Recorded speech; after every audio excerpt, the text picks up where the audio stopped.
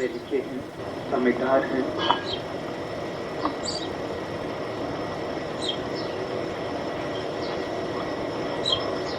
किंतु माया इतनी प्रबल है कि पढ़ा लिखा व्यक्ति अधिक परेशान रहता है।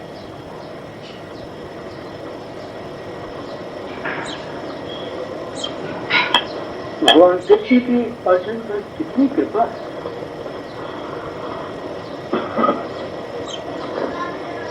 उनकी सेवा में रहते हुए भी अर्जुन के हृदय में शंकाएं खत्म नहीं होती।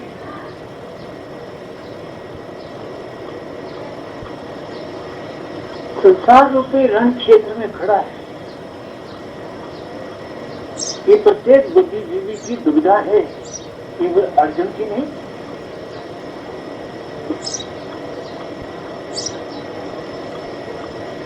कि मैं किस प्रकार उन लोगों के साथ जो मुझे दुख देते हैं और हैं वो मेरे अपने ही, मैं उन पर हथियार कैसे उठाऊं। अर्जुन नहीं, हम भी उसकी जगह होते तो शायद यही बात भगवान के चरणों में अर्पित करते। थोड़ा लिखा व्यक्ति बहुत ही परेशान रहता है, क्योंकि पूर्णता यानी परफेक्शन उससे दूर है और निचली स्थिति से वो निकल आया, बीच की स्थिति में है। जो पढ़े लिखे व्यक्ति नहीं है, जिनको मूर्ख कह देते हैं, वो भी सुखी है। और वो लोग, बड़ी गिनती के लोग जो पूर्ण हैं, ज्ञानी हैं, सच्चे भक्त हैं, वो भी सुखी है। किंतु जो बीच के रास्ते में लोग हैं, वो ही दुखी है। तो इस दुख से, ये दुख क्या है? भगवान बुद्ध ने केवल एक ही रास्ता लिया और एक ही उपदेश सब व्यक्तियों को दिया।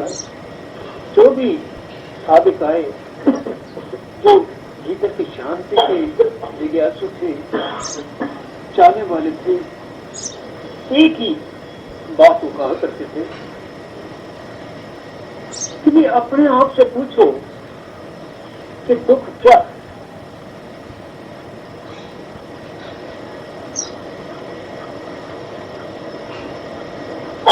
हम सब दुखी हैं।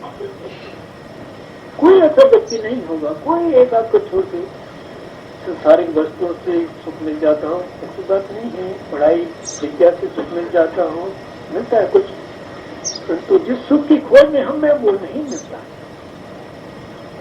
संतान हो जाती है, बच्चे अच्छे होते हैं, तब भी लोग बात दुखी। ये बात नहीं, ये कमी है, वो बात है, वो कमी। मैं किसी व्यक्ति को संतुष्ट नहीं देखता। भगवान कृष्ण भक्तों के लक्षणों में संतुष्ट शब्द का प्रयोग करते हैं। संतुष्ट कोई है ऐसा व्यक्ति हम में जो प्रतिदिन संतुष्ट रहता है?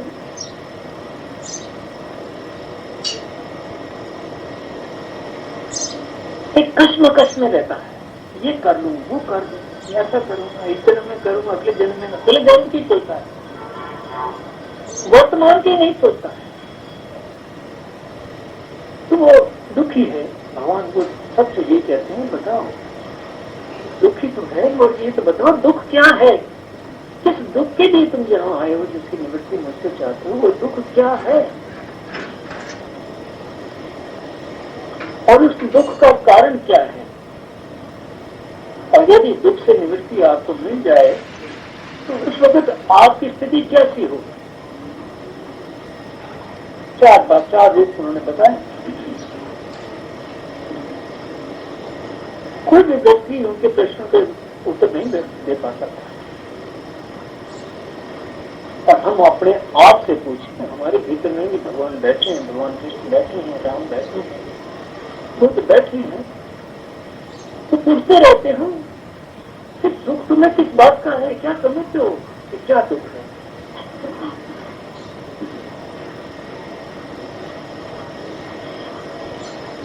हम सब ईश्वर की संतान हैं, एक ही पिता की संतान हैं।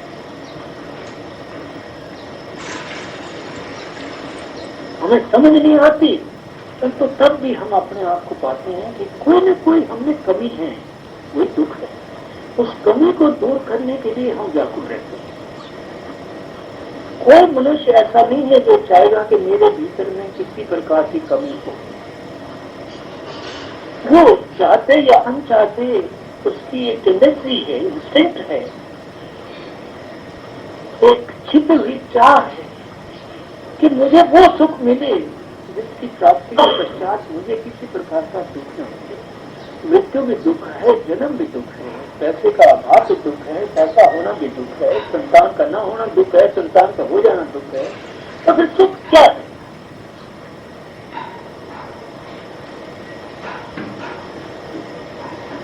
सुख केवल पाप का जो निजी रूप है।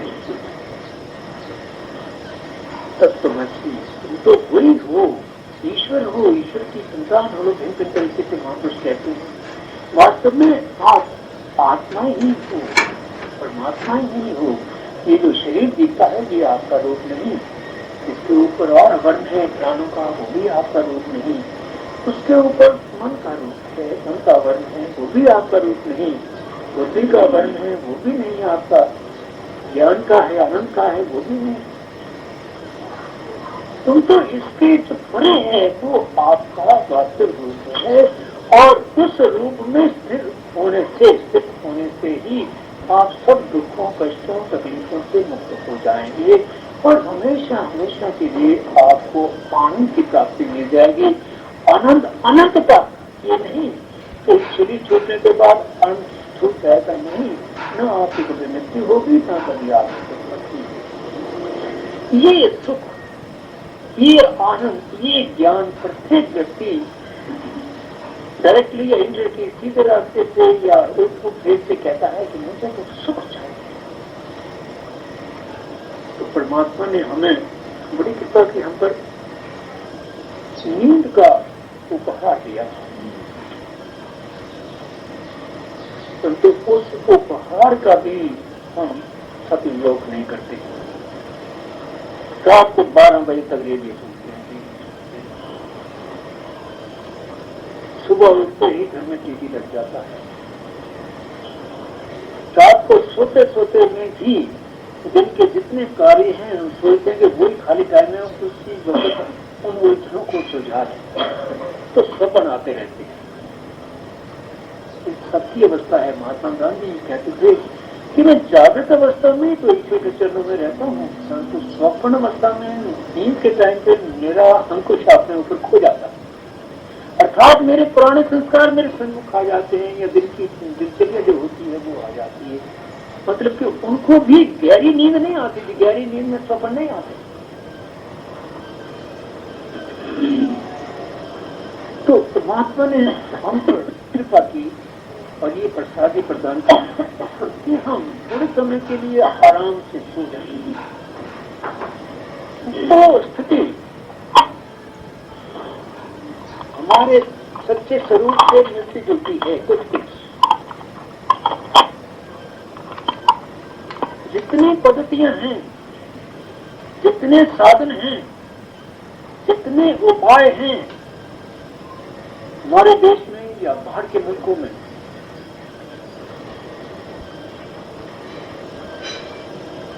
सबका सार यही है कि हम प्रज्ञावस्था में जाएं, ज्ञान अवस्था में जाएं।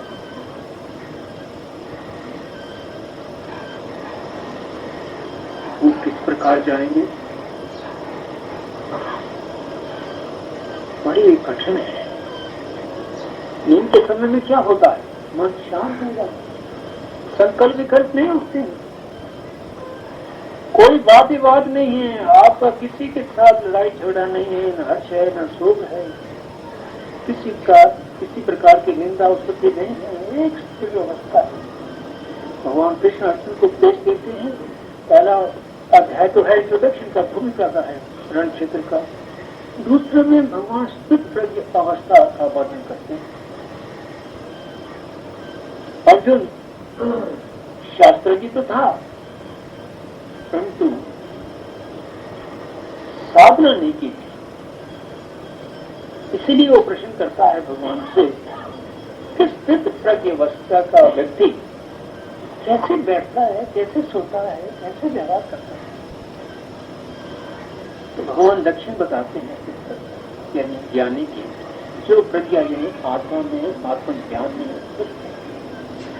जो डामाडोल नहीं होता है, क्योंकि सुख आत्मा के पास पहुंचने के लिए हमें भीतर में जो अवस्था गाढ़ निंदा में होती है वो स्थित प्रज्ञा में होती है। कोई स्थिति जब तक नहीं होती हमें भीतर के ज्ञान की अनुभूति नहीं हो सकती।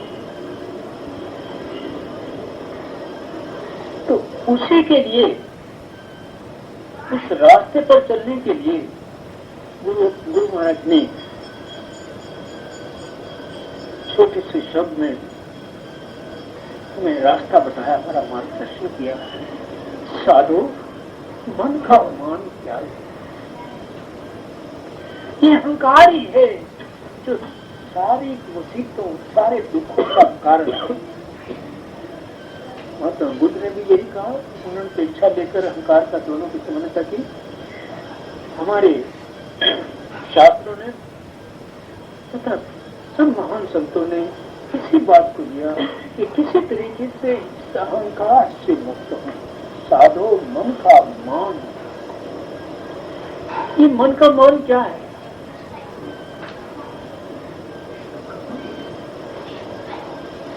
तुलसी भक्ति में बताया, काम क्रोध संगत दुर्जन तांते ऐन स्वभाव।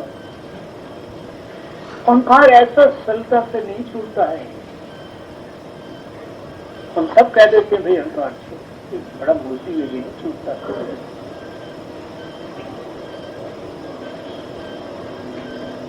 कुछ गुरु महाराज फरमाया करते थे कि सीधा साधा व्यक्ति तो भले ही अहंकार से मुक्त हो जाए, परंतु संतगण, पढ़े लिखे विद्वान लोग ये अहंकार से मुक्त नहीं हो सकते। इनको मुक्ति प्राप्त करने के लिए, अहंकार से मुक्ति प्राप्त करने के लिए बड़ा ही समय लगता है। ईश्वर की कृपा हो तो इनका अहंकार जाता है, इनको ये अहंकार से मुक्ति। इसीलिए संतों ने गरीबी के लिए प्रार्थना की। और नानक मैं नाही को हूँ, नानक गरीब ठह प्यास द्वारे हर नील लियो बड़े आए। जब तक गरीब इंसान नहीं बनेगा वो अहंकार दिन अति दिन अति। मैं कुछ नहीं, शरीर भी मेरा ये अहंकार का योग है। हमारी आसक्ति अपने शरीर के साथ, हम अपने शरीर को ही सुख पहुंचाने के लिए सारे कार्य करते हैं। इतने आसक्त है, गीता को अनासक्ति योग कहा है, महात्मा गांधी ने इसको अनासक्ति योग कहा है। और प्रथम चरण जो है आसक्ति का वो हमारा शरीर है। ये भी अहंकार का रूप है। अहंकार का रूप हमारा मन, बुद्धि और आनंद में फंस जाना, ये सब आसक्ति है और ये अहंकार की ही प्रजा है। तो गुरु महाराज कहते हैं अहंकार को छोड़ो। ये छोटी मोटी बातें तो छूट जाएंगी, काम क्रोध संगत दुर्जन की जो है ये भी छूट जाएगी, परंतु अगला जो चरण है वो बहुत कठिन है। धर्म क्षेत्र में, रण क्षेत्र में लड़ने के लिए उसकी आवश्यकता है। वो स्थित प्रज्ञावस्था आनी होगी, वो द्वंद्वों से मुक्त होना पड़ेगा।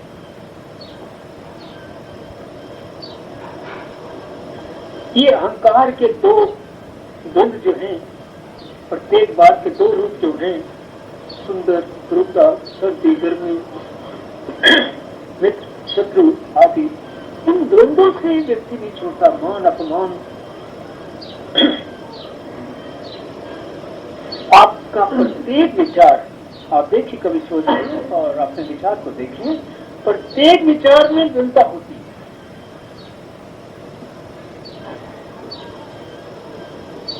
कोई विचार नहीं जिसमें द्वंद्वता न हो। पागल हो जाते हैं इन विचारों में। तो इसलिए गुरु महाराज शुरू करते हैं कि पहले अहंकार को छोड़ो। अहंकार का मतलब ये है कि अपने आप को जो आप ईश्वर से ज्यादा समझ रहे हैं, समझो इस बात को और इस पृथकता को छोड़ो। इस छोड़ने के लिए पहले रास्ता चलना पड़ेगा। अज्ञान को छोड़ो। अज्ञान के कारण अहंकार उत्पन्न होता है और अज्ञान के संतान आगे बढ़ते चले जाओ, वो है दुर्ग स्त्री पुरुष, मौन अपमान और शोभात। तो जब तक हम द्वंद्व को नहीं छोड़ेंगे तब तक हमारा मन स्थिर नहीं हो सकता है। हमारी स्थिति वो गाढ़ निद्रा की सुषुप्ति की अवस्था नहीं आ सकती। कितना जोर मर्जी लगा दीजिए, पुस्तकें पढ़ लीजिए, साधना कर लीजिए, जो मर्जी कर दीजिए, नहीं आ सकती। ये हम जितनी साधना करते हैं सुषुप्ति में प्रवेश करने के लिए करते हैं, और सुषुप्ति में प्रवेश नहीं कर सकते जब तक हम अपने द्वंद्वों को से मुक्त नहीं।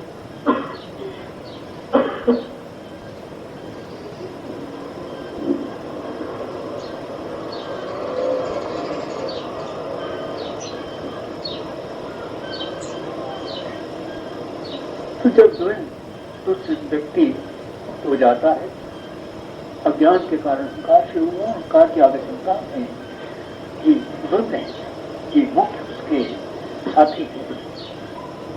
जब तक इनसे हम छूटेंगे नहीं, हमें सच्चा ज्ञान अर्थात हम अपने भीतर में अपने ही स्वरूप को नहीं देख पाते। कितनी दुख की बात है, वो हमारे भीतर में है और हम उसको देख नहीं पाते। यह दुख है और इसी दुख में व्यक्ति अंतिम समय में रोता हुआ बैठा। कितने वर्ष हो गए साधना करते हुए, अब भी आप देख लीजिए कि हम द्वंद्वों से मुक्त नहीं हो रहे। रोज पढ़ते हैं ये गुरुवाणी, रोज पढ़ते हैं। ये 9th गुरु गुरुदेव महाराज साहब की वाणी है, बड़ी सादा है, हिंदी में है। क्यों इसमें क्यों असर क्यों है? क्योंकि उनके जीवन के का रहस्य है। चांदनी चौक में उन्होंने अपना बलिदान दिया। ये केवल बातों से नहीं होता। उनके सम्मुख भाई मतीदास जी का बलिदान दिया। औरंगजेब कहने लगे ये डर जाएंगे कि बहुत बातें कर रहे हैं ज्ञान की, इनको दिखाते हैं पहले एक घटना इनके सामने घटित हो जाए, शायद ये डर जाएंगे, फिर बात मान जाएंगे, मुसलमान बन जाएंगे। भाई मतीदास जी जो ये सारा बना हुआ है, ये उनकी याद में उनको उनका वध किया है। आरा लेके जैसे लकड़ी काटी जाती है, उनके शरीर को सर से लेकर पांव तक तो काटे।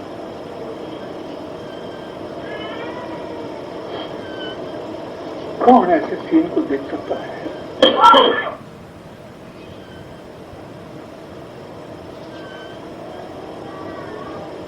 गुरु महाराज जिसके बुखार दिन से ये शब्द निकले, उनको डराया धमकाया जा रहा है और उनका वध किया है। तो इन द्वंद्वों से मुक्त। शरीर क्या, क्या शरीर क्या, दुख क्या, सुख क्या, बातों से नहीं द्वंद्व ये खत्म होते। ये बड़ा कठिन है। भगवान कृष्ण को पहले ही क्यों कहना पड़ा? जब तक व्यक्ति इनसे मुक्त नहीं होता, वो इस संसार सागर से मुक्त हो ही नहीं सकता। इस रण क्षेत्र में वो सफल हो ही नहीं सकता। हमारा व्यवहार ही है, ये अच्छी बात है, ये बुरी बात है। ये देख लीजिए रोज, कोई शत्रु है, कोई मित्र है। इसी ही दुविधा में सारा दिन हमारा निकल जाता है कि यही विचार हमारे होते हैं। तो सफलता के लिए, साधना में सफलता के लिए, अर्थात अपने ही स्वरूप को पहचानने के लिए पहले अहंकार को छोड़ना, अज्ञान को छोड़ना पड़े। उसके बाद द्वंद्व को छोड़ना, तब जाके अपने स्वरूप की अनुभूति होगी। उसी अनुभूति के परिणाम स्वरूप हम सब दुखों से कि यही एक रास्ता है। इसी रास्ते को सब महापुरुषों ने बताया। महापुरुष कोई भी हो, चाहे हमारे देश के महापुरुष हो, चाहे विदेश के हो, सब खास एक तरीके से उन्होंने समझाया है। हज़रत ईसा ने भी यही कहा।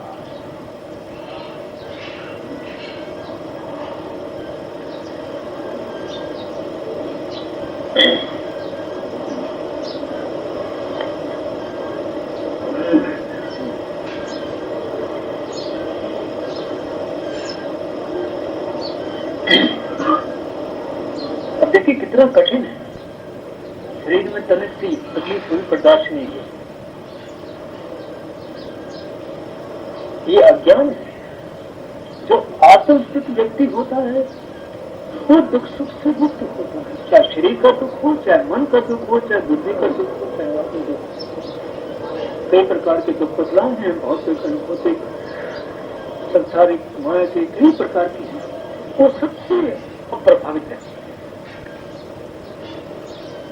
वो एक ऐसे आनंद में रहते हैं कि जहां किसी बात की आवश्यकता नहीं।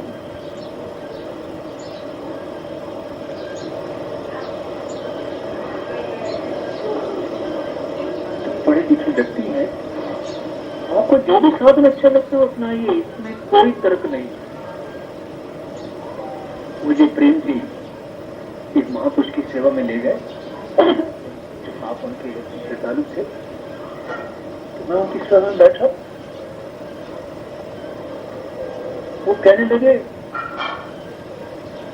बड़ी कृपा की उन्होंने, कि मैं प्रोक्त ज्ञान में विश्वास नहीं रखता, मैं अप्रोक्त ज्ञान में विश्वास रखता। अप्रोक्त कहते हैं ट्रस्ट डराती, प्रोक्त कहते हैं मार्ग का रास्ता, यानी ईश्वर की प्राप्ति भक्ति द्वारा।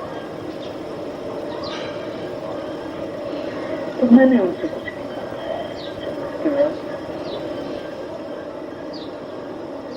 वास्तव में उन्होंने मुझे देखा कि मैं एक सिख हूं, वो भी सिख ही थे, परंतु उन्होंने वेदांत को अपनाया।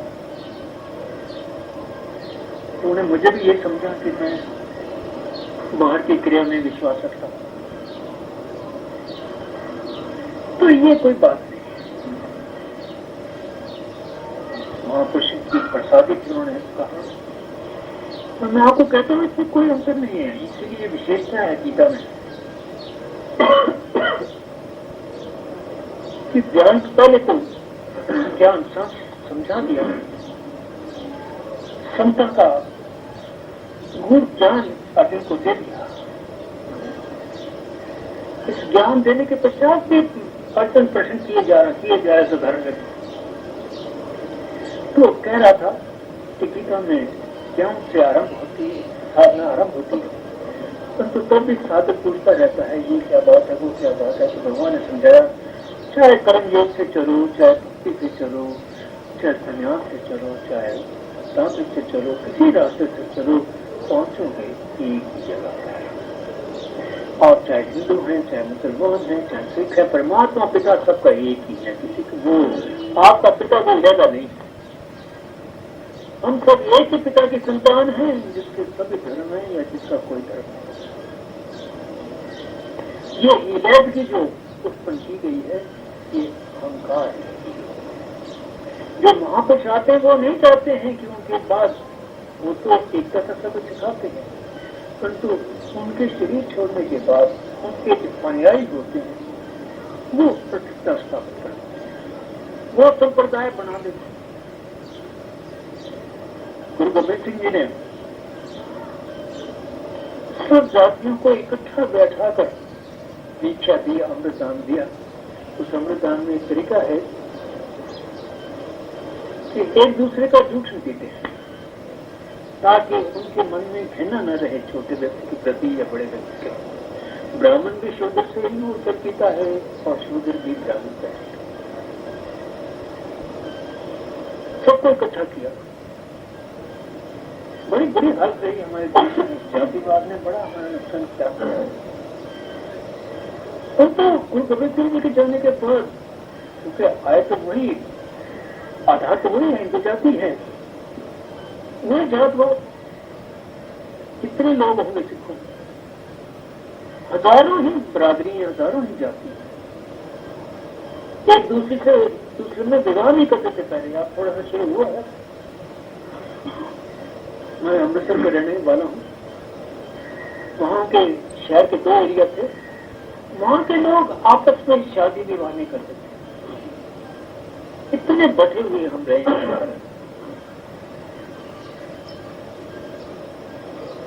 तो ये हमारा दुर्भाग्य रहा है और इसी दुर्भाग्य के कारण हमारे देश का जो कत्ल हो रहा है परमात्मा बचा सकता है। तो कह रहा था कि हमारा ध्येय क्या है, दुख की निवृत्ति का साधन क्या है, वो यही अपने आप को पहचान सकते। रास्ता तो आपको अच्छा लगता है, आप स्वतंत्र हैं, उसमें कोई तर्क नहीं। किसी महापुरुष ने किसी के धर्म को बदलने की कोशिश नहीं की। हमारे कोई दादा गुरु हिंदू थे, उनके गुरु मुसलमान थे। दादा गुरु बड़े ही उनके भक्त थे। उन्होंने कहा यदि आप आज्ञा दे तो मैं भी इस्लाम कबूल कर लूंगा। उस महापुरुष ने गज के कहा कि तुम क्या करेगा?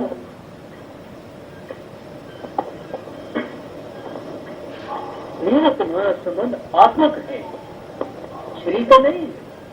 तुम हिंदू के घर में पैदा हुए तो हिंदू की शरीयत को, हिंदू के धर्म, हिंदू धर्म का पालन करो। जहाँ तक मेरा तुम्हारा संबंध है वो आत्मिकता का है। वहां ये हिंदू मुसलमान का क्या झगड़ा?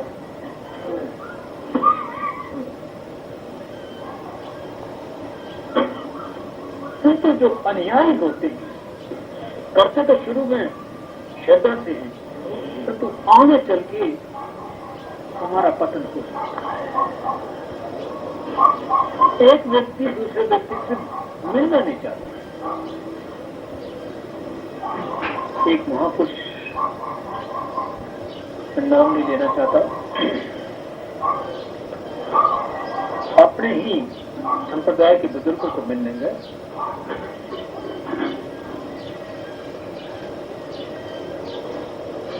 उनके दादा गुरु एक ही, परंतु भाई भाई आपस में मिलने को तैयार। ये छोटे मोटे आदमी की बात नहीं, बड़े लोगों में बहुत ही नीचता होती कहते। जो दूसरों को रास्ता दिखाते हैं वो आप स्वयं गुमराह हो रहे हैं। तो हमें सिर्फ दीनता के साथ, क्योंकि अहंकार का दूसरा रूप है दीनता।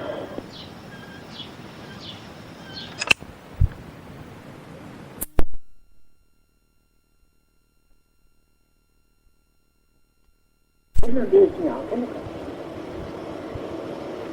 भगवान आगे जा रहे हैं, लीला कर रहे हैं, सूरदास पीछे पीछे जा रहे हैं। वो हाथ छोड़ देते भगवान। सूरदास जी क्या कहते हैं, अब क्या करोगे हाथ जोड़ दिया, अब तो मैंने आपको हृदय में पकड़ आप काम करोगे। यही हम सब में करना है। ये जकड़ने का मतलब ये है कि भीतर का जो ज्ञान, भीतर की जो अनुभूति है, भीतर का जो प्रेम है, भीतर में जो अमृत है, भिन्न शब्दों से ये कहते हैं बात एक ही है। अमृत भी उसको कहते हैं, प्रेम भी उसको कहते हैं, आत्मा किसी को कहते हैं, और नाम भी उसी को ही कहते हैं। नाम और नामी परमात्मा और उसका प्रकाश एक ही बात है। परमात्मा को ही नाम, माई में धन पायो परिणाम, मन में धामन पे छूटे कर बैठे। वो हर जो सूरदास जी है वो शक्ति हो जाती है जिसको परमात्मा मिल जाता है, नाम मिल जाता है। नाम एक सीढ़ी है, ऊपर के छत पर जाते हैं तो नीचे चरण पे चलते हैं, कितनी सीढ़ियां चलते हैं। ये एक साधना है। जब वो सिद्धि पर पहुंच जाती है तो साधना सिद्धि को प्राप्त करके वो नाम को चलाती है। शुरू से लेकर अभी तक नाम ही नाम करता है। अंत में जब वो परमात्मा में एक हो जाता है, असली नाम वो पहले पद्धति है, साधना है। अंतिम नाम का जो है वो सिद्धि है।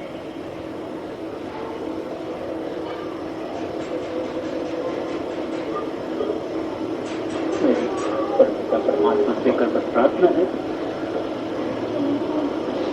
आप सबको वो अपना प्रकाश दें, ज्ञान दें, ध्यान दें, सुख दें, स्वास्थ्य दें। क्योंकि ये जीवन मिला है, ये शेर मिला है, बड़े कठिनाई से, पता नहीं कितने हमने अच्छे काम किए हैं, परंतु यहाँ आकर हम जो हमने विश्वास परमात्मा को दिया था कि जीवन में जाकर कोई बुरा काम नहीं करेंगे, परंतु माया के हमारे होकर फिर वो बुराइयों में कोशिश करें कि जागे। महात्मा गांधी सुबह पढ़ा करते थे, वो याद मचा अपने पर कुछ भजन में रहस्य था, बड़ा रहस्य था।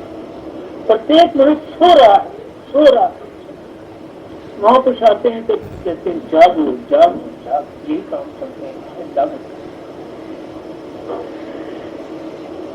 और जो जागृत हो जाते हैं उनको नाम का कुछ अंश मिल जाता है, बड़े ही भाग्यशाली हैं। महापुरुष कहते हैं कि ऐसे भाग्यशाली भक्तों के यदि मुझे चरण राज मिल जाए तो धन धन हो।